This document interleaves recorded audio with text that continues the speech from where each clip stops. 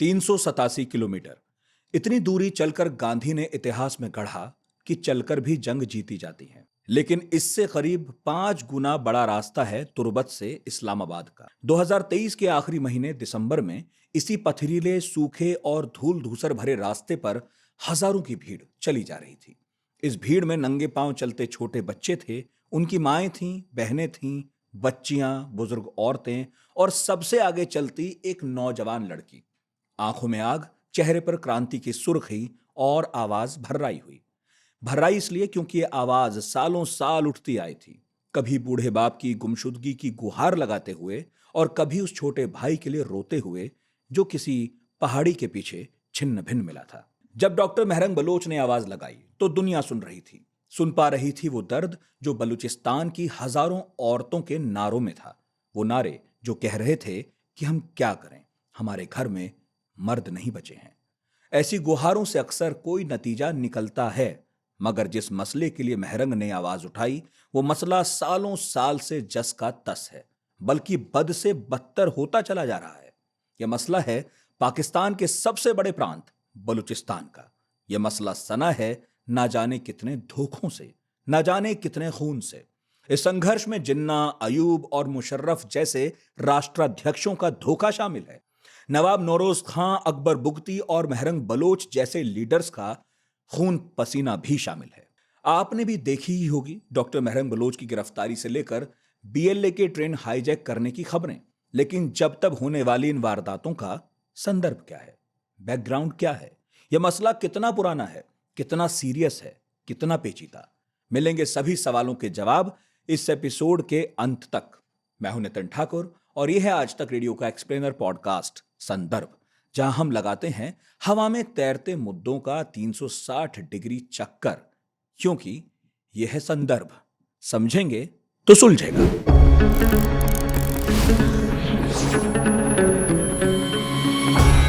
सिंधु घाटी सभ्यता यानी इंडस वैली सिविलाइजेशन दुनिया की सबसे पुरानी सभ्यताओं में एक है। सिंधु यानी इंडस नदी के किनारे बसे होने की वजह से इसे नाम मिला। मेहरगढ़ नाम की यह जगह इसी सभ्यता का हिस्सा है और यह हिस्सा पड़ता है आज के बलूचिस्तान में, यानी पहाड़ों से घिरा और रेत से अटा पड़ा है ये इलाका। ये इस पुरानी सभ्यता का केंद्र था। वक्त का पहिया आगे घूमा, इस इलाके में कभी मैसेडोनिया से सिकंदर पहुंचा और जब जुलाई 325 बीसी में लौटा तो सब कुछ तबाह करते हुए निकला। एक बार फिर ये इलाका दुनिया की तारीख में दिखता है जब इस्लाम ने भारतीय उपमहाद्वीप में पैर जमाने शुरू किए। तब ये इलाका उम्मैद साम्राज्य के कंट्रोल में था। फिर आया 1500 एडी। एक हिस्से पर सफाविद पर्शियन अंपायर का राज हुआ, दूसरे पर मुगलों का। इतिहास की किताबें कहती हैं कि इस एरिया में आज की तरह तब भी कबीले आबाद थे, छोटे बड़े बहुत सारे। फिर यही कबीले मुगलों से लड़ने के लिए साथ आए और 1666 में बना कलात साम्राज्य। सवाल तो यह भी है कि कलात बनाने वाले ये कबीले कहां से आए थे, कौन सी भाषा बोलते थे, इनके रीति रिवाज क्या थे? मगर ये बात जरा लंबी है तो उसके लिए अलग से वीडियो लाएंगे। ऑब्वियसली अगर आप कमेंट बॉक्स में लिखेंगे तो।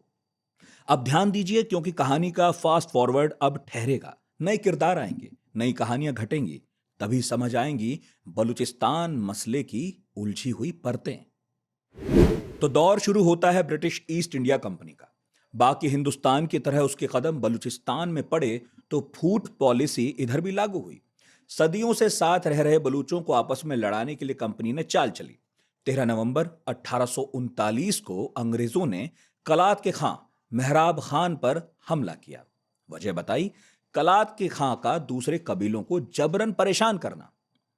लेकिन खान के वफादारों ने अंग्रेजों को दौड़ा लिया। उधर अंग्रेज कहां मानने वाले थे, मॉडर्न बंदूकों के साथ अड़े रहे। नतीजा एक समझौता। 1854 में हुए समझौते ने तय किया कि बलूचिस्तान ब्रिटिश अंपायर का एसोसिएटेड स्टेट कहलाएगा। राज बलूच का खां कर ले, लेकिन क्राउन के झंडे तले। मगर यह कहानी लंबी नहीं चली। सदी खत्म होते होते ईरान ने बलूचिस्तान के एक हिस्से पर कब्जा कर लिया जो आज तक बरकरार है। इसे कहते हैं बलूचिस्तान एंड सिस्तान। इस वाले इलाके की कहानी कभी और। फिलहाल फोकस पाकिस्तान वाले बलूचिस्तान पर, जिसे ईस्ट बलूचिस्तान भी कहते हैं। यह माना जाता है कि अंग्रेजों के पास कभी इतनी फौज नहीं थी कि वो हिंदुस्तान और बलूचिस्तान पर एक साथ काबिज रह सकें। इसलिए इस इलाके पर ढील देते हुए समझौतों का रास्ता चुना। 1876 में तब के भारतीय वायसरॉय लॉर्ड लिटन और कलात किंगडम के खान मीर खुदादाद खान ने एक संधि की। ऐसी ही संधि सिक्किम और भूटान के साथ भी साइन हुई। इसकी शर्तें साफ थीं। ग्रेट ब्रिटेन कलात के खां की आजादी की इज्जत करेगा, दूसरी तरफ कलात का खां जरूरत पड़ने पर अंग्रेजों को अपनी फौज देगा। लेकिन एक बात साफ थी कि कलात साम्राज्य किसी भी हालत में अभी तक तो ब्रिटिश एम्पायर का हिस्सा नहीं है। लेकिन ऐसे कैसे? अंग्रेजी हुकूमत तो मौके की तलाश में थी। 19वीं सदी का अंत होते होते कलात हथियाने की कोशिशें फिर शुरू हुईं। बाद में 1883 में एक ट्रीटी और साइन हुई, जिसके अंतर्गत बोलान पास, नसीराबाद, चगई समेत मरही बुगती इलाकों के कुछ इलाके कंपनी को लीज पर दे दिए गए। अंग्रेजों ने खेल यह किया कि लीज पर लिए गए इन इलाकों को वो ब्रिटिश बलूचिस्तान बुलाने लगे। अब अगर किराएदार आपके घर की नेम प्लेट पर अपना नाम लिखे तो उससे लड़ना तो बनता ही है। यह लड़ाई यहां अब्दुल अजीज कुर्द नाम के एक आदमी ने चलाई। 1920 में जहां भारत में गांधी नॉन कॉपरेशन मूवमेंट चला रहे थे, अब्दुल अजीज कुर्द अंग्रेजों के खिलाफ यहां यंग बलोच मूवमेंट चला रहा था। पॉलिटिकल नुमाइंदगी के लिए कलात नेशनल पार्टी भी बनी, मगर अंग्रेजों के सामने किसी की नहीं चली। ब्रिटिश सरकार ने खेल और किया। बलूचिस्तान को गवर्नमेंट ऑफ इंडिया एक्ट 1935 में शामिल कर लिया, यानी अंग्रेज इसे भारत का हिस्सा मानने लगे थे। और यहां से सीन में एंट्री होती है उस शख्स की जिसे लड़ना तो था कलात का मुकदमा, लेकिन वो कलात को ही खा गया। जब दूसरा विश्व युद्ध खत्म हुआ तो दुनिया बदली बदली सी थी। ताकतवर अंग्रेज थक चुके थे। जंग के खर्च से लंदन की जेबें फट गई थीं। हिंदुस्तान में गांधी की आंधी चल रही थी। नौसेना में विद्रोह था। आजाद हिंद फौज के कैदी फौजियों की हालत देखकर जनता में गुस्सा उबल रहा था। उधर वर्ल्ड पॉलिटिक्स के बड़े प्लेयर्स भी अब ब्रिटेन को महाशक्ति के रूप में बर्दाश्त करने को तैयार नहीं थे। कुल मिलाकर अंग्रेजों के लिए भारत से चलाचली की बेला थी। 28 फरवरी 1948 को अंग्रेजों की आखिरी टुकड़ी के भारत छोड़ने से पहले हमारा देश दो टुकड़ों में टूट गया, भारत और पाकिस्तान। भारत जहां बीच में था, जुड़ा हुआ मगर अंदर से अब भी अनस्टेबल, वहीं पाकिस्तान को दो हिस्से मिले। एक भारत के पूर्व में बंगाल से लगा हुआ और एक गुजरात राजस्थान से जुड़ा हुआ। इधर यह खबर कलात या यूं कहें कि बलूचिस्तान के शाह मीर सर अहमद खां यार अहमद जई तक भी पहुंची। लेकिन वो निश्चिंत थे कि उनके साथ कुछ गलत नहीं होगा, क्योंकि उनके पास अपनी रियासत की आजादी बरकरार रखने के लिए एक वकील जो था वो माउंटबेटन के दरबार में उनकी दलीलें रखता था। पतले दुबले वेस्टर्न पोशाक पहने और सिगार पीने वाले मोहम्मद अली जिन्ना, वही जिन्ना जो कांग्रेस से लड़कर जैसे तैसे पाकिस्तान छीन लाए थे। कागज बताते हैं कि जिन्ना का केस नंबर 155 वही था जिसमें वो बलूचिस्तान और अंग्रेजों के बीच शाह कलात के रिप्रेजेंटेटिव थे। साल 1933 से लेकर अपनी मौत के साल यानी 1948 तक जिन्ना बलूचिस्तान की सैलरी पर थे। उनके घर के नौकर से लेकर खाना पकाने वाले तक बलोच थे। लॉर्ड माउंटबेटन, जिन्ना और बलूचिस्तान के खान की कई मीटिंग्स के चलते एक एग्रीमेंट साइन हो गया, स्टैंड स्टिल एग्रीमेंट। ये बात साफ साफ कही गई कि government of Pakistan recognises Kalat state as an independent sovereign state in treaty relations with British government with a status different that of Indian states.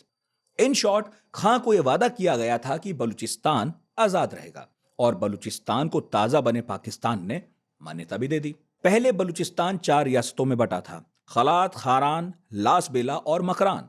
ये ब्रिटिशर्स के प्रभाव में थे। जब भारत और पाकिस्तान बनने की बात आई तो कलात के खान ने अपनी रियासत को आजाद रखना चाहा। इसके लिए उन्होंने 1946 में जिन्ना को अपना वकील बनाया, जैसा हमने बताया, ताकि वो ब्रिटिशर्स से उनकी आजादी की बात कर सकें लीगल टर्म्स में। 4 अगस्त 1947 को दिल्ली में एक बैठक हुई। इसमें आखिरी वायसरॉय लॉर्ड माउंटबेटन, जिन्ना, नेहरू और बलूचिस्तान का खान शामिल थे। तय हुआ कि 5 अगस्त को कलात आजाद होगा। जिन्ना ने इसका समर्थन किया और कहा कि खारान और लास बेला को भी कलात में मिला दिया जाए। 11 अगस्त को कलात और मुस्लिम लीग के बीच समझौता हुआ, जिसमें कलात को आजाद भी माना गया। फिर आया 15 अगस्त, भारत आजाद हुआ। उससे एक दिन पहले कलात ने भी अपनी आजादी की घोषणा कर दी। एक संविधान बना, पार्लियामेंट बनी, बलोच को राष्ट्रीय भाषा घोषित किया गया। कलात के खां सोच रहे थे कि उन्होंने मोर्चा मार लिया, अब अंग्रेज उन्हें उनकी टेरिटरीज लौटा देंगे। उस मीटिंग में तय हुआ था आखिर। लेकिन फिर करीब एक महीने बाद 12 सितंबर को अंग्रेजों ने एक मेमोरेंडम जारी कर दिया और कहा कि उन्हें नहीं लगता कि कलात आजाद देश बनकर अंतरराष्ट्रीय स्तर की जिम्मेदारियां संभाल सकता है, इसलिए वो उन्हें आजादी नहीं देंगे। यहां से जिन्ना का मन बदला। उन्होंने सोचा कि अगर अंग्रेज कलात को आजादी नहीं दे रहे तो क्यों ना इसे पाकिस्तान में मिला लिया जाए। लेकिन इसका मतलब था कलात के खां से गद्दारी करना। लेकिन अभी तक कलात के खां को यह थोड़ी पता था कि जिन्ना ऐसा कुछ करने वाले हैं। कलात के खां जब अक्टूबर 1947 में पाकिस्तान पहुंचे तो पाकिस्तान के लोगों ने उन्हें बलूचिस्तान के राजा की तरह रिसीव किया। लेकिन उन्हें लेने ना तो पाकिस्तान के प्रधानमंत्री आए, ना गवर्नर जनरल। यह इशारा था कि पाकिस्तान की नीयत चुपके चुपके बदल रही है। बलोच नेशनलिज्म नाम से लिखी किताब में ताज मोहम्मद बरसीग ने एक मीटिंग का जिक्र किया है। इस मीटिंग में पाकिस्तान के पहले प्रधानमंत्री लियाकत अली खान ने खुले तौर पर जिन्ना को सलाह दी कि वो कलात के खां से बात करके कलात से पाकिस्तान में मिलने के लिए कह दें। कलात के खां ने सुना तो पैरों तले जमीन खिसक गई, मगर फिर खुद को संभालते उन्होंने कहा कि बलूचिस्तान में कई सारे कबीले हैं, ऐसा कोई फैसला करने से पहले मुझे उनसे और वहां की पार्लियामेंट से डिस्कस करना पड़ेगा। कलात के खां दरअसल कुछ वक्त चाहते थे इस प्रॉब्लम से निकलने का, पर जिन्ना को जल्दी थी। मार्च 1948 में पाकिस्तान ने सख्त कदम उठाए। 18 मार्च को जिन्ना ने हरान, लासबेला और मकरान को कलात से अलग कर दिया, जिससे कलात अकेला पड़ गया। कई बलोच सरदार भी पाकिस्तान के साथ चले गए। कलात के खान ने भारत और अफगानिस्तान से मदद मांगी, पर किसी ने साथ दिया नहीं। 27 मार्च पर ऑल इंडिया रेडियो पर एक खबर पढ़ी गई कि खान भारत में शामिल होना चाहते हैं। हालांकि बाद में विदेश सचिव वीपी मेनन ने कहा कि यह सच नहीं था। 2 फरवरी 1948 को जिन्ना ने कलात के खां को खत लिखा और फिर से ख्वाहिश जाहिर की। 13 दिन बाद जिन्ना फिर बलूचिस्तान के सीबी पहुंचे, वहां मौजूद शाही दरबार में भाषण देने।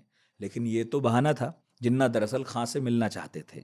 खां उनसे मिले ही नहीं, कह दिया कि तबीयत खराब है, लेकिन माजरत जताते हुए एक नोट भी लिख भेजा। जिन्ना साहब, बलूचिस्तान पाकिस्तान के साथ मिलेगा या नहीं, यह फैसला बलूचिस्तान की संसद को लेने देना चाहिए। कलात के खां जानते थे कि संसद पहले ही 2 बार इस प्रस्ताव को ठुकरा चुकी थी।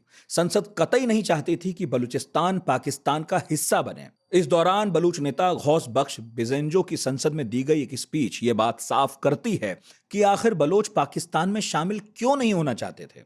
उन्होंने कहा कि बलूच एक अलग सभ्यता से ताल्लुक रखते हैं। हमारा कल्चर ईरान और अफगानिस्तान तक से बिल्कुल मुख्तलिफ है। हम मुसलमान हैं, मगर मुसलमान होने का मतलब कतई ये नहीं कि पाकिस्तान हमारा देश है। अगर सब मुसलमानों को पाकिस्तान में शामिल होना है तो फिर ईरान और अफगानिस्तान को भी पाकिस्तान में शामिल हो जाना चाहिए।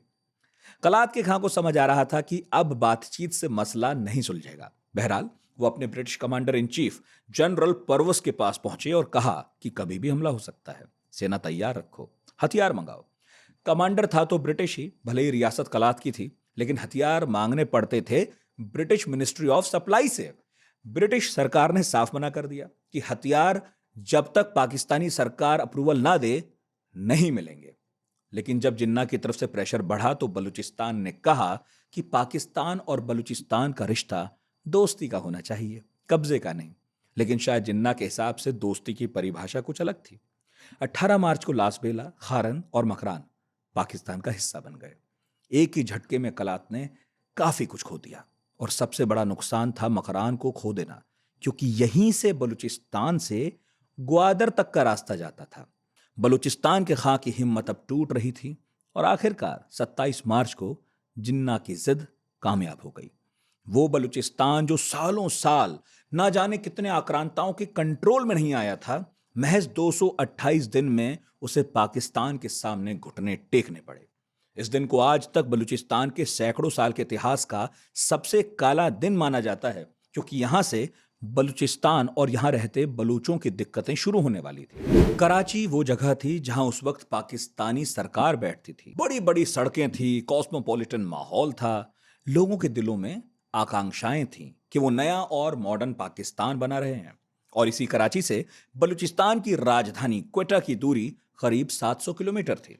लेकिन बलूचों और पाकिस्तान सरकार के दिलों के बीच की दूरी इससे कई गुना ज्यादा थी। कारण है बलूचों और पाकिस्तान सरकार के बीच हुए 5 मुख्य रिवोल्ट्स।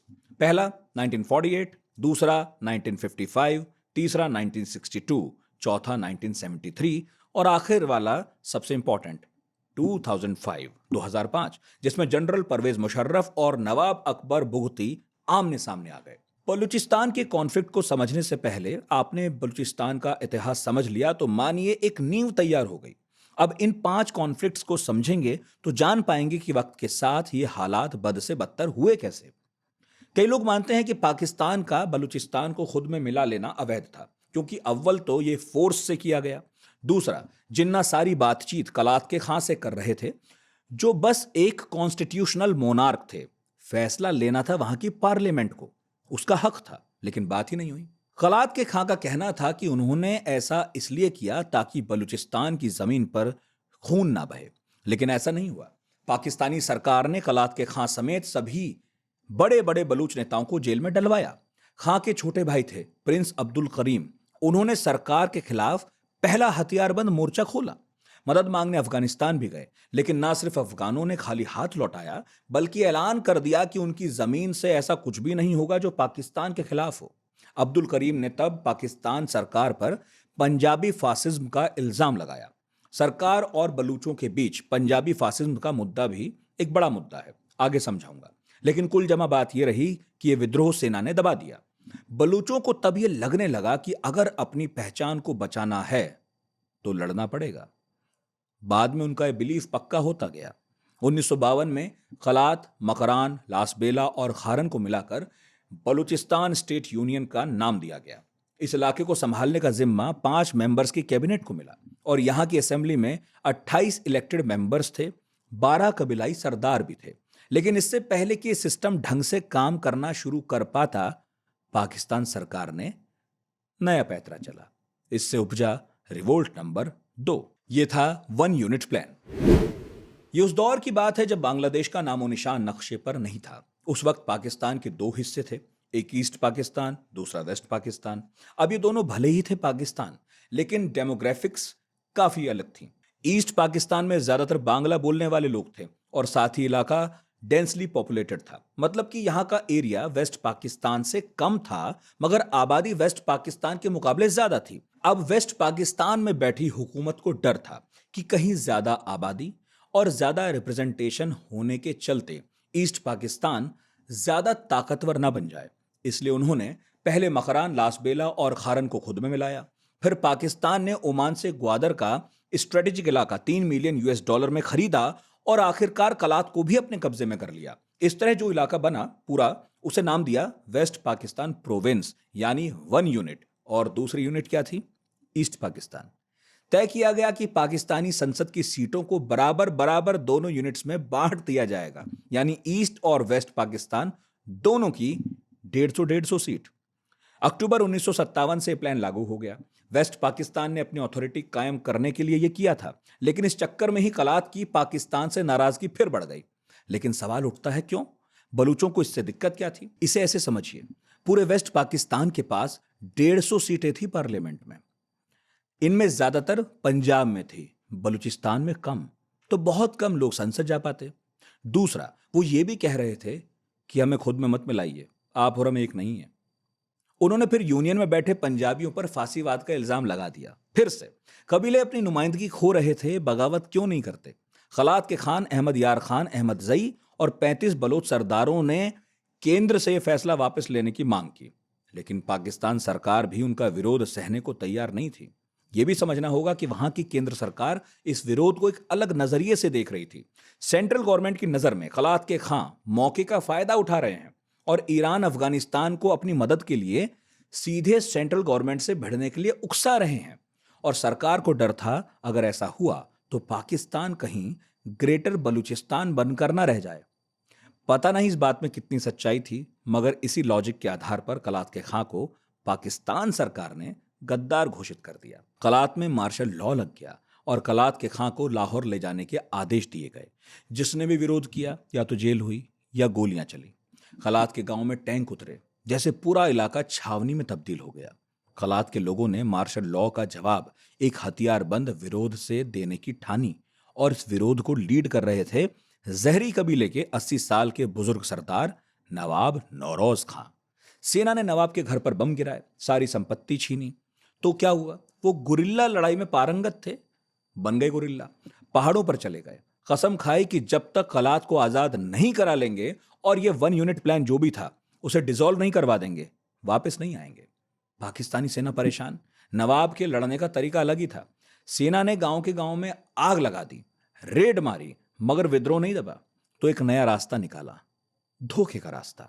एक बार की बात है, बलूचिस्तान के कई पहाड़ों में से एक पर 50-55 साल का एक आदमी चल रहा था। हाथ में थी सफेद कपड़े में लिपटी कुरान। कड़ी धूप के चलते माथे से पसीना गालों पर आ बैठता था और आसपास उड़ती धूल चेहरे पर चिपक रही थी। डोडा खान ने अपना चेहरा पोंछा और चलते चलते चलता रहा। वो अपने चाचा नवाब नौरोज खां के पास पहुंचना चाहता था और इसी कुरान की कसम खाकर कहना चाहता था कि पाकिस्तान की सरकार ने आपकी सारी शर्तें मान ली हैं। अब नवाब साहब नीचे चलिए और अपनी रियासत संभालिए। और ऐसा ही हुआ। पहाड़ के ऊपर बैठे विद्रोही अपनी जीत से खुश हो गए। डोडा खां, नवाब और उनके 163 लड़ाके नीचे उतर आए, लेकिन जैसे ही नीचे पहुंचे पैरों तले जमीन खिसक गई। सेना तैयार खड़ी थी। सारे के सारे लड़ाकों को कैद किया गया। नवाब नौरोज खां और उनके सबसे छोटे बेटे को उम्र कैद हुई। 2 बेटों को फांसी और ना जाने कितनों को मौत के घाट उतारा गया।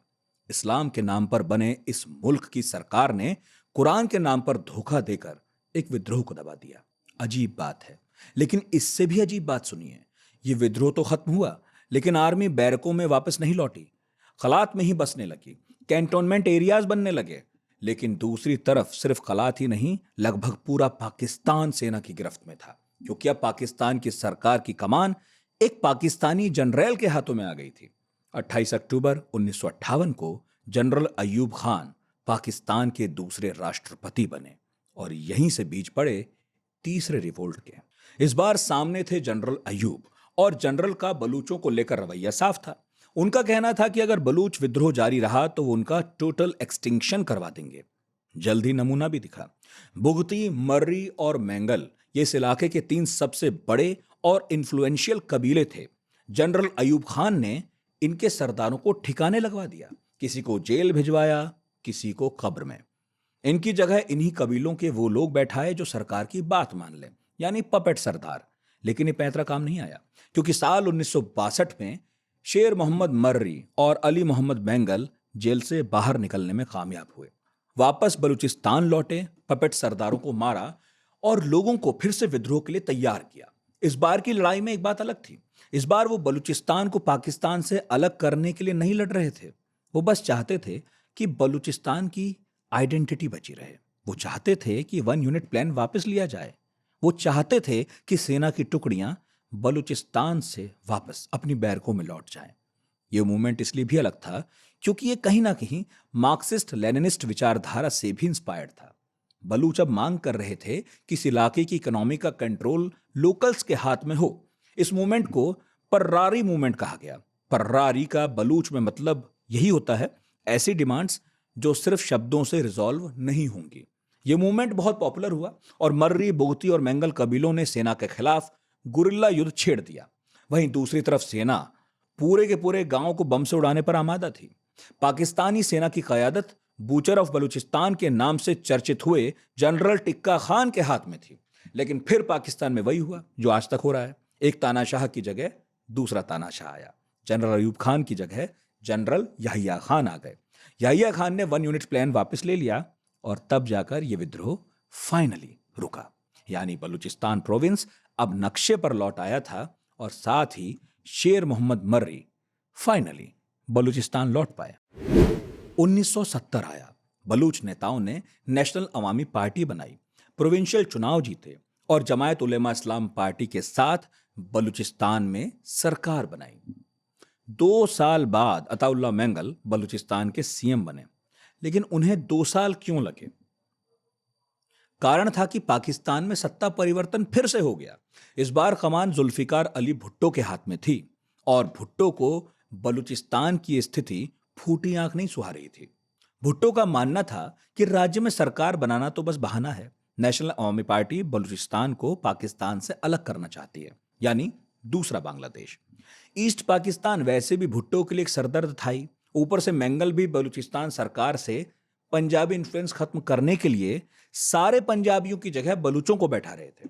भुट्टो ने वो सब कुछ किया जिससे वो मेंगल की सरकार गिरा सके। भुट्टो ने मेंगल पर ईरान और रूस के साथ मिलकर पाकिस्तान के खिलाफ साजिश का आरोप लगाया। 10 फरवरी को लोकल पुलिस प्रेस के साथ एक ईरानी एम्बेसी के कर्मचारी के यहाँ घुस गई और वहां उन्हें बड़ी कन्वीनियंटली हथियार भी मिल गए। मेंगल पर देशद्रोह का इल्जाम लगा, खास कोर्ट में मुकदमा चला। साफ बात थी, बलूचों की तरफ से विरोध उठना तय था। 1973 के इस विरोध की कमान संभाली मीर हजार खां मर्री ने।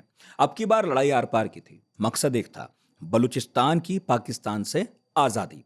यानी अब तक जो विद्रोह थे वो जंग में बदल रहे थे। भुट्टो ने इलाके में 4 आर्मी डिवीजन उतार दी। सामने थे बस 50,000 बलूच अपने पुराने हथियारों के साथ। लेकिन पाकिस्तानी सेना कोई रिस्क नहीं लेना चाहती थी। पाकिस्तान सरकार ने इस विद्रोह को दबाने के लिए ईरान से मदद मांगी। ईरान के शाह ने करीब 200 मिलियन US$ के साथ 30 फाइटर हेलीकॉप्टर भेज दिए। ये हेलीकॉप्टर दिन रात गांवों पर बम बरसा रहे थे। लड़ाई सामने से भी बराबर थी। सेना गांवों पर हमले कर रही थी और विद्रोही सैन्य छावनियों पर। लेकिन नुकसान वहां रह रहे आवाम का सबसे ज्यादा था। जहां पाकिस्तान के वेस्टर्न हिस्से में रह रहे लोगों के बच्चे स्कूल जा रहे थे, यहां बच्चों को पढ़ाई तो छोड़िए, साफ पानी तक मैसर नहीं था। हर तरफ जुल्म इतना कि जो सपने आते थे वो भी जुल्मतों से भरे थे। एक से एक क्रूर सैन्य अधिकारी बलूचों का जीना हराम कर रहे थे। लोग कहते हैं कि एक तारिक महमूद शाह नाम का ब्रिगेडियर तो ऐसा भी था जो हेलीकॉप्टर से मर्री विद्रोहियों को फेंक देता था। इस दौरान सेना के 3,000 से ज्यादा जवान मारे गए। विद्रोहियों के 5,000 लोग 1977 तक खत्म हो गए। 3 साल की लड़ाई के बाद विद्रोहियों के पास हथियार खत्म हुए और 1976 में उन्हें हार मानकर वापस या तो पहाड़ों की तरफ लौटना पड़ा या फिर उन्होंने अफगानिस्तान में शरण ले ली। इन 4 रिवोल्ट्स के दौरान जहां एक तरफ सरकारें बदली, बलूचिस्तान के लिए लड़ने वाले बदले, मुद्दे भी बदल गए। लेकिन इस 5वें रिवोल्ट ने जैसे सब कुछ ही बदल दिया। इस बार आमने सामने थे जनरल परवेज मुशर्रफ और बलूचों के सबसे बड़े कबीलों में से एक बुगती कबीले के सरदार नवाब अकबर बुगती। इकोनॉमिक डिस्ट्रीब्यूशन के लिए विद्रोह ग्वादर में भी था, लेकिन बलूचिस्तान के डेरा बुगती में मौजूद सुई गैस फील्ड को अभी इस विद्रोह का हॉटस्पॉट बनना था। सुई बलूचिस्तान का एक छोटा सा कस्बा, लेकिन पाकिस्तान की एनर्जी इकोनॉमी का मक्का। 1952 में यहां देश का सबसे बड़ा गैस भंडार मिला था, इसीलिए इसे कहा गया सुई गैस फील्ड। यह खोज पाकिस्तान के औद्योगिक विकास के लिए क्रांतिकारी थी, लेकिन बलूचों के लिए यह शोषण और संघर्ष का प्रतीक बना। बुगती का कहना था कि अगर पाकिस्तान सरकार बलूचिस्तान के रिसोर्सेज को बेच बेच कर अमीर हो रही है तो उसका एक हिस्सा बलूच कबीलों को भी मिले। जा बजा विरोध होता था, लेकिन इस्लामाबाद ने उनकी मांगों को दबाने के लिए मिलिट्री एक्शंस और राजनीतिक साजिशों का सहारा लिया। सुई न सिर्फ गैस भंडार बल्कि बलूच प्रोटेस्ट का भी प्रतीक बन गया। यह नवाब बुगती और राष्ट्रपति मुशर्रफ के बीच टकराव का केंद्र बिंदु था। लेकिन इतना सब तो बलूचिस्तान में सालों साल से चल ही रहा था। फिर बात कहां बिगड़ी? ऐसा क्या घटा कि हालात बेकाबू हो गए? इत्तफाकन जो घटा वो भी सुई गैस फील्ड पर घटा सिंध की रहने वाली डॉक्टर शाजिया खालिद के साथ।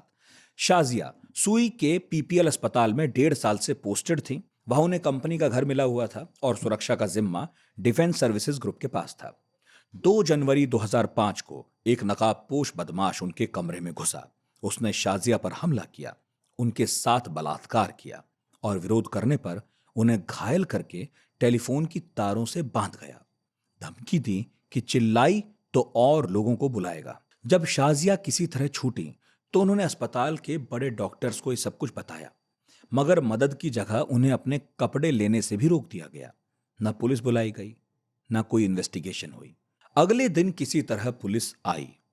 शाजिया ने फौजी अफसर का नाम लिया, मगर उन्हें कराची भेज दिया गया। इसके बाद पागल खाने में डाला गया। सरकार ने मीडिया से कहा कि बलात्कार हुआ ही नहीं। बात निकली कि रेप एक फौजी अफसर ने किया था। यहां से इस केस का रुख लगभग पलट गया था। बलोच लोगों के गुस्से और हंगामे के बाद 11 जनवरी 2005 को कोर्ट ने जांच शुरू की। 24 जनवरी को शाजिया ने अपनी आपबीती बताई। डॉक्टर शाजिया का बलात्कार पाकिस्तान में एक बड़ा मुद्दा बन गया, क्योंकि आरोपी पाकिस्तानी सेना का ऑफिसर था। यहां पर बलूच और मुशर्रफ अब आमने सामने थे। बात और बढ़ी तो सरकार डॉक्टर शाजिया की किरदार कुशी पर उतर आई। इससे तंग आकर उन्होंने खुदकुशी की कोशिश भी की और फिर आखिर में उन्हें पाकिस्तान छोड़कर लंदन जाना पड़ा। लेकिन संघर्ष नहीं थमा। जहां एक तरफ पहले भुगती डॉक्टर शाजिया के लिए इंसाफ मांग रहे थे, अब एक्शन न होने के चलते उन्होंने सुई गैस फील्ड पर हमला शुरू कर दिया। इस बीच परवेज मुशर्रफ के वॉशिंगटन पोस्ट को दिए एक बयान ने सनसनी फैला दी। उन्होंने कहा कि यह सब शाजिया का मनी मेकिंग बिजनेस था। वो जो बोले अगर उसे हिंदी में ट्रांसलेट करूं तो कुछ यूं होगा, मैं इस पैसे बनाने के धंधे को खूब समझता हूं, रेप करवाओ और फिर वीजा लगवाकर विदेश भाग जाओ। उनके इस एक बयान से पाकिस्तान में जैसे आग लग गई। मुशर्रफ ने बड़ी मासूमियत से कह दिया कि अखबार ने उनके बयान का गलत मतलब निकाला है। उधर अखबार उसने 50 मिनट की रिकॉर्डिंग रिलीज कर दी। मगर मुशर्रफ का कुछ नहीं बिगड़ा, क्योंकि तब वो अमेरिका के बगल बच्चा बने हुए थे। लेकिन इस मामले में हुए आमने सामने में मुशर्रफ की नजर में भुगती बुरी तरह खटके। इस्लामाबाद की साजिश अपने चरम पर पहुंची। मुशर्रफ ने बिना ऐलान बलूचिस्तान के खिलाफ जंग छेड़ दी। जनवरी 2005 में सेना के टैंक डेरा बुगती और बाकी हिस्सों में घुस आए। 2 महीने में बुगती के घर और पूरे कस्बे को नष्ट कर दिया गया। दर्जनों मासूम मारे गए। हालांकि नवाब बुगती ने कभी नहीं माना कि बीएलए की तरफ से हो रहे हमले वो करवा रहे थे जो सुई गैस प्लांट पे हुआ था। लिहाजा बलूचों के दिल में विरोध बढ़ना तय था कि हमने कुछ किया नहीं और सेना फिर धमकी। यह आक्रोश बढ़ा। सेना की बख्तरबंद गाड़ियों पर बीएलए ने जब तब हमले शुरू कर दिए। हद तो तब हो गई जब मुशर्रफ एक दौरे पर बलूचिस्तान पहुंचे थे। 2005 के अंत में जब मुशर्रफ बलूचिस्तान के कोहलू में थे और हेलीकॉप्टर में दौरा कर रहे थे, तब एक हैरतनाक हमला हुआ जिसने उन्हें बौखला दिया। बीएलए उन्हें मारने से चूक गया था। इस्लामाबाद लौटे नाराज मुशर्रफ ने बलूचिस्तान में अब सेना की 4 ब्रिगेड उतार दी। अंदाजा ऐसे लगाइए कि करगिल युद्ध में पाकिस्तानी सेना की कुल 7 ब्रिगेड उतरी थी। डेरा बुगती के लोग अपने घर छोड़कर भागने को मजबूर हो गए। कई रिपोर्ट्स बताती हैं कि इस स्ट्रगल के दौरान 1,60,000 लोग विस्थापित हुए। 78 साल के बूढ़े बीमार नवाब बुगती ने पहाड़ों का रुख किया। फौजी दस्ते पहाड़ों पर बुगती की तलाश में थे। दर्रे दर्रे में बारूद भरा जा रहा था। 26 अगस्त 2006 यही वो दिन था जब पाकिस्तानी सेना की तलाश खत्म हुई। खबर मिली कि कोल्हू की गुफा में बुगती का ठिकाना है। फौजी रेंजर्स छानबीन के लिए पहुंचे, मगर मुशर्रफ कोई मौका नहीं छोड़ना चाहते थे। पूरे इलाके में बमबारी हुई। इसी बमबारी में एक गुफा ढह गई और पाकिस्तानी फौज के कई लोग भी इसमें मारे गए। इस बमबारी में शेरे बलूचिस्तान अकबर बुगती ने भारी भारी चट्टानों में दबकर दम तोड़ दिया। पाकिस्तानी सेना ने इस हमले के बाद बुगती का शव तालाबंद ताबूत में भेजा। किसी ने उनकी बॉडी नहीं देखी। देखी तो 2 चीजें, उनका चश्मा और उनकी छड़ी। पहले तो मुशर्रफ सरकार ने इस हत्या की जिम्मेदारी लेने से इनकार कर दिया, लेकिन बाद में मुशर्रफ ने खुद कहा। उनकी मौत बलूचिस्तान के मुद्दे को वर्ल्ड कैनवास पर खींच लाई। पाकिस्तान में भारी विरोध प्रदर्शन हुए और यह घटना ग्लोबल मीडिया में छा गई। नवाब अकबर खां बुगती की मौत के बाद बलूचिस्तान में राष्ट्रवादी तहरीक जो पहले से चल रही थी और तेजी से उभरी। इसने नया रूप ले लिया, सख्त रूप अख्तियार कर लिया। यह एक अहम वाकया था जिसने बलोच अवाम में गुस्सा, अलगाव, बदले की भावना को और गहरा किया। विद्रोह का नया दौर छिड़ गया। बुगती के कत्ल ने न सिर्फ बुगती कबीले बल्कि दूसरे बलोच कबीलों को भी एक साथ लड़ने के लिए उकसा दिया। अब इस संघर्ष की लपटें मिडिल क्लास और पढ़े लिखे तबके तक फैल रही थी। बुगती की मौत के बाद पूरे सूबे में एक तरह का नॉन कॉपरेशन मूवमेंट तूफान की तरह उठ खड़ा हुआ। सड़कों पर गुस्सा था, दिलों में बदले की आग थी, हिंसा की लहरें तेज हो गईं। सैन्य बलों और पुलिस पर हमले जारी थे। सरकारी इमारतों और गैस पाइपलाइंस को उड़ाया गया। और एक नई बात, अब नफरत ऐसी भी थी कि बलूचिस्तान में बाहरी प्रांतों से आए लोगों की चुन चुनकर हत्या होने लगी। पढ़ा लिखा मध्यम वर्ग आर्थिक तंगी, पॉलिटिकल मार्जिनलाइजेशन और ह्यूमन राइट्स वायलेशन से त्रस्त था। बलूचिस्तान में आज कई उग्रवादी संगठन एक्टिव हैं। इनमें बलूचिस्तान लिबरेशन आर्मी यानी बीएलए, बलूचिस्तान लिबरेशन फ्रंट यानी BLF, Baloch nationalist army BNA, united Baloch army UBA, Balochistan liberation united front BLUF, Lashkar Balochistan LEB, Baloch republican army BRA, Balochistan liberation tigers BELT और बलोच राजी अजोई संगार बीआरएएस जैसे नाम शामिल हैं। लेकिन 2017 में बीएलए में फूट भी पड़ी। दो वरिष्ठ सदस्य उस्ताद असलम अचू और बशीर जेब ग्रुप से निकाल दिए गए। नतीजा, एक नया और खूंखार गुट पैदा हुआ जो बीएलए के ही नाम से जाना जाता है। इसी बीएलए के पास फतेह स्क्वाड है जो सुसाइड बॉम्बिंग प्लान करता है, मजीद ब्रिगेड जो ऐसे हमलों को अंजाम देती है, जिराब जो खुफिया जानकारी जुटाता है, और हक्कल जो प्रचार का जिम्मा संभालता है। ये गुट अब पुरानी तरह से नहीं लड़ता। अब ये शहरी जंग लड़ रहा है जो ज्यादा खतरनाक है, ज्यादा घातक है। ये सिर्फ सेना या पुलिस को नहीं बल्कि आम नागरिकों और इंफ्रास्ट्रक्चर को भी निशाना बनाता है। खास तौर पर चीनी नागरिक इसके निशाने पर हैं। क्यों? इसका कारण है सीपैक यानी चाइना पाकिस्तान इकोनॉमिक कॉरिडोर। ये एक ऐसा बड़ा इंफ्रास्ट्रक्चर प्रोजेक्ट है जो पाकिस्तान चीन के बीच होने वाले ट्रेड को मजबूत करता है। बीएलए जैसे संगठन जानबूझकर इस कॉरिडोर और चीनियों को टारगेट करते हैं। ये चीन पाकिस्तान आर्थिक गलियारों को तोड़ने की साजिश है, एक ऐसा कदम जो पाकिस्तान की आर्थिक कमर तोड़ देगा और बीजिंग इस्लामाबाद के बीच तनाव पैदा करेगा। बीएलए और बीएलएफ ये दो बड़े खिलाड़ी हैं जो बलूचिस्तान में कहर बरपा रहे हैं। बीएलए अब शहरी जंग की तरफ बढ़ गया है, जबकि बीएलएफ जिसकी कमान 2004 से डॉक्टर अल्लाह नजर बलोच के हाथ में है, वो गुरिल्ला युद्ध लड़ता है। अवारान, पंजगुर, तुर्बत जैसे इलाकों में डिफेंस प्रोजेक्ट्स पर हमला करता है। बीएलए की पहुंच अब गांव से लेकर शहरों तक है, जैसे मकरान, खलात, क्वेटा, सीबी और नसीराबाद। टेक्नोलॉजी भी इस विद्रोह में हुए रेडिकल शिफ्ट का बड़ा कारण है। आज ये संगठन सोशल मीडिया के जरिए विरोध फैलाते हैं, लोगों में सरकार के खिलाफ गुस्सा भरते हैं और नए लड़ाकों की भर्ती भी वहीं से करते हैं। उनकी स्ट्रेटेजी और भी खतरनाक हुई है।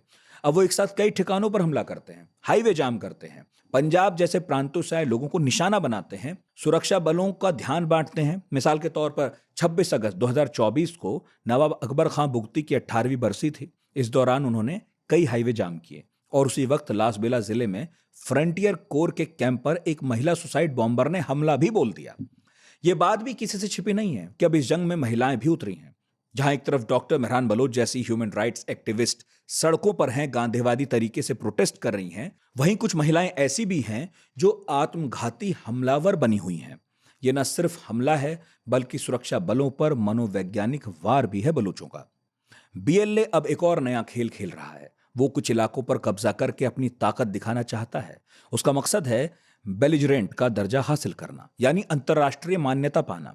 वो चाहते हैं कि दुनिया उन्हें जायज ताकत माने। इसके लिए वो सोशल मीडिया पर प्रचार करते हैं, लोगों का समर्थन जुटाते हैं, सुरक्षा बलों की सख्ती से पैदा हुए गुस्से को हवा देते हैं। सेना ने भी कई गुना क्रूरता से इस विरोध को दबाया है। यही कारण है कि बलूचिस्तान में मिसिंग पर्सन्स का मुद्दा सबसे बड़ा मुद्दा है। यहाँ बहुत से लोग अचानक गायब हो जाते हैं। इनमें ज्यादातर वो लोग हैं जो राजनीति में एक्टिव हैं, पढ़ाई करते हैं, खबरें लिखते हैं या इंसाफ की बात करते हैं, बलूचिस्तान को अलग करने की बात करते हैं। कहा जाता है कि सुरक्षा बल या सरकारी लोग इन्हें बिना किसी कानूनी इजाजत के उठाते हैं। परिवार वाले रोते पीटते रह जाते हैं, मगर कोई जवाब देने वाला नहीं होता कि उनके घर वाले गए कहां। बलूचिस्तान पर काम करने वाले पत्रकार अहमद रशीद ने 2014 में लिखा था कि बलूचिस्तान में गायब हुए लोगों की तादाद कुछ 100 से लेकर कई हजार तक हो सकती है। वहीं voice for Baloch missing persons के मुताबिक 2001 से 2017 तक करीब 5228 बलोच गायब हुए। ये दोनों आंकड़े बताते हैं कि समस्या कितनी बड़ी है। परिवारों का मानना है कि सरकार, सेना ऐसा इसलिए कर रहे हैं ताकि बलोच लोगों की आवाज दब जाए। अगर परिवार वाले खुश नसीब हैं तो कई बार गायब लोगों के शव जख्मों के साथ मिल भी जाते हैं, नहीं तो सड़े गले फेंके हुए पाए जाते हैं। लेकिन सरकार क्या कहती है कि ये लोग या तो विद्रोही समूह में शामिल हो गए थे या वो लोग जो गायब हैं वो देश छोड़कर चले गए होंगे। महरंग बलोच इन्हीं लोगों के लिए लड़ती हैं। वो बलोच यकजेती कमेटी नाम के ग्रुप की अगुवाई करती हैं। उनका प्रोटेस्ट करना बहुत निजी भी है। उनके पिता एक बलोच नेता थे जिन्हें 2009 में सुरक्षा बलों ने कई हजार बलूचों की तरह उठा लिया था। 2 साल बाद 2011 में उनका जख्मी शव मिला। फिर 2017 में महरंग के भाई को भी उठाया गया जो 3 महीने बाद मिले। खुद पर टूटे इस पहाड़ ने महरंग को आवाज उठाने की ताकत दी। महरंग अपने पिता और बाकी गायब हुए लोगों के लिए इंसाफ चाहती हैं। उनका कहना है कि लोगों को गायब करना एक धमकी है ताकि बलोच अपनी बात कह ना पाएं। वो शांतिपूर्ण तरीके से प्रोटेस्ट करती हैं, लंबे मार्च निकालती हैं, धरना देती हैं, भूख हड़ताल करती हैं। 2023 से 2024 में उन्होंने तुर्बत से इस्लामाबाद तक एक बड़ा मार्च किया। इसमें बहुत सी महिलाएं और उनके परिवार शामिल हुए, लेकिन पुलिस ने उन्हें रोकने की कोशिश की, कुछ को पकड़ा। महरंग चाहती हैं कि दुनिया इस समस्या को देखे और पाकिस्तान सरकार इसे रोके, ताकि बलोचों को इंसाफ मिले। उनकी आवाज बहुत मजबूत है, लेकिन उन्हें धमकियां भी खूब मिलती हैं, केस झेलने पड़ते हैं, कभी कभी जेल भी जाना पड़ता है। मेहरन को हाल ही में 2025 के नोबेल शांति पुरस्कार के लिए नॉमिनेट किया गया है, लेकिन दूसरी तरफ पाकिस्तान सरकार ने उन पर आतंकवाद का आरोप लगाकर केस कर दिया है और 22 मार्च को वो गिरफ्तार भी हुई थी। आरोप है कि मेहरन के साथियों ने सिविल हॉस्पिटल पर हमला किया और ट्रेन हाईजैक के आरोपियों की बॉडी ले गए। पाकिस्तान की सरकार ने इस आरोप में मेहरन को गिरफ्तार किया है, लेकिन ये तो बस एक मामला है। ना जाने ऐसे कितने मामले हैं जब पाकिस्तानी सरकार ने लोगों को गायब कर दिया और उनका आज तक कोई पता नहीं। सरकार को कोई फर्क नहीं पड़ता और बलूचिस्तान में गायब होते लोगों का मुद्दा जस का तस है। लेकिन सवाल है कि पाकिस्तानी सरकार कब तक बलूचों पर यह जुल्म ढाती रहेगी? सालों से चलता आ रहा यह मुद्दा कब खत्म होगा? आवाम का खून कब तक बहता रहेगा? संसाधनों की लड़ाई से आजादी तक पहुंचा यह मुद्दा कब सुलझेगा? पाकिस्तान में कब शांति आएगी? इस सवाल का जवाब ना जाने कब मिलेगा, लेकिन एक सवाल का जवाब है कि अब बलूचिस्तान कॉन्फ्लिक्ट आपको ढंग से समझ आएगा। इस एपिसोड में हमारे साथ अंत तक बने रहने का शुक्रिया। एपिसोड लंबा जरूर था, मगर उम्मीद है कि समझ आया होगा। ऐसे और भी एपिसोड्स लेकर आएंगे जहां आपको अलग अलग मुद्दों के बारे में समझाएंगे, हमारी आपकी बात होगी, क्योंकि ये है संदर्भ, जहां हम कहते हैं कि समझेंगे तो सुलझेगा। इस वीडियो को लाइक कीजिए, सब्सक्राइब कीजिए, कमेंट कीजिए और देखते रहिए आज तक रेडियो।